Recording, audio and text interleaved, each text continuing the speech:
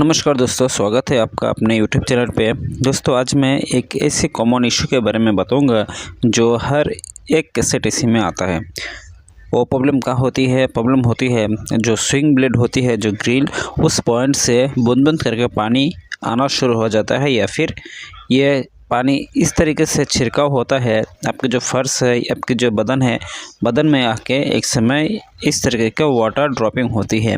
तो आप जो मशीन देख रहे हैं, इस मशीन में इस तरीके का प्रॉब्लम आ गया है और फिल्टर भी क्लीन है। फिल्टर क्लीन होने के बावजूद भी एसी जो चल रहा है, एसी चलने से ये जो आप ग्रिल देख सकते हैं, इस ग्रिल के पॉइंट से काफ़ी पानी छिड़काव के जैसे स्प्रे की तरह फ्लोर में गिर रहा है। और साथ में देख सकते हैं बूंद बूंद कर पानी भी पहले से ही जमा है और अभी देखिए टपक के एक दो बूंद करके ये नीचे फर्श में गिर रहा है। तो ऐसे गिरने का क्या वजह है, किस कारण से गिर रही होती है और कैसे उसे सॉल्व करें, ए टू जेड एक्सप्लेनेशन इस वीडियो में मैं देने का कोशिश करूंगा।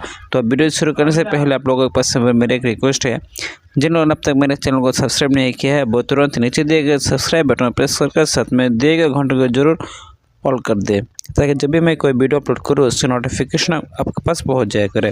तो आप देख सकते हैं ये है फ्लोटिंग स्विच और साथ में आप देख सकते हैं ड्रेन मोटर है। तो दोस्तों जो फ्लोटिंग स्विच होती है, फ्लोटिंग स्विच ये काम करती है, ये पानी के बेस के ऊपर काम करते हैं। जब ड्रेन पाथ में पानी होता है, पानी जब भर जाता है तो ये फ्लोटिंग स्विच ऊपर की तरफ उठ जाता है और फ्लोटिंग करती है, तैरना शुरू हो जाता है। तब ये ड्रेन मोटर ऑपरेट हो जाता है। ड्रेन मोटर ये 220 लाइन होती है। ड्रेन मोटर ऑटोमेटिकली चालू होता है और ड्रेन लाइन में और ड्रेन पाथ में जितने भी पानी होती है वो एक एक करके ड्रेन के ज़रिए पानी बाहर थ्रो करती है और इस तरीके से सिलसिला जारी होता है। तो ये भी ठीक है, इसमें भी कोई प्रॉब्लम नहीं है। आप देख सकते हैं ये फ्लोटिंग स्विच भी सही है, ड्रेन मोटर भी सही है। फिर भी मैं इसे साफ कपड़े से इसे क्लियर कर दे रहा हूँ। मेरे हाथ में ब्रश से भी इसे क्लियर करूँगा, ताकि जब मैंने इसे खोला है इसे भी साफ क्लीन कर दूँ, ताकि दोबारा प्रॉब्लम ना हो इस वजह से। तो आप देख सकते हैं असली जो वजह है ये नहीं है, असली वजह क्या है ये भी मैं आप लोगों को सामने दिखाऊंगा। तब तक आप वीडियो को धैर्यपूर्वक लास्ट तक देखिए। लास्ट तक देखने से आपको ए टू जेड कॉन्सेप्ट क्लियर हो जाएगा। तो दोस्तों देखिए, हर एक कैसेट एसी में, हर एक कंपनी का कैसेट एसी में कभी न कभी इस तरीके का प्रॉब्लम अपने फेस किया होगा, अगर कैसेट टाइप एसी का काम कर रहे हैं तो दोस्तों देखिए, जो आउटसाइड होती है, आउटसाइड के फिन्स आप देख रहे हैं, इसमें किसी तरह का ब्लॉक नहीं है, किसी तरीके का इसमें गंदापन डस्ट इवापोरेटर में नहीं जमा है। जो आउटसाइड होती है, जिस साइड में मोटर है, ड्रेन मोटर, इस साइड पे आप देख सकते हैं बिल्कुल क्लीन है। इस जगह किसी भी तरीके का कूलिंग इशू नहीं आता है। आपको ऐसा महसूस होता है जैसे कि इवापोरेटर क्लीन है इस वजह से। तो कहाँ प्रॉब्लम है, कब इसे आपको क्लीन करना है और पानी गिरने के कब वजह होती है, ये होती है जो ये इवापोरेटर कॉइल होती है।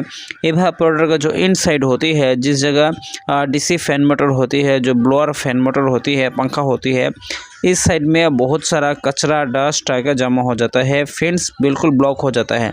आप देख सकते हैं एक एम्ब्रॉयडरी फैक्ट्री है, इस जगह बहुत सारी डस्ट होती है, कपड़ों का डस्ट होती है, सारे एसी खींच लेती है। एसी खींचने की वजह से आप पूरा फिन्स को देख सकते हैं, अंदर की साइड में पूरा सील्ड हो गया है, चौक हो गया है। बाहर की साइड में बिल्कुल क्लियर है, अंदर की साइड में बिल्कुल चौक हो गया है, सील्ड हो गया है।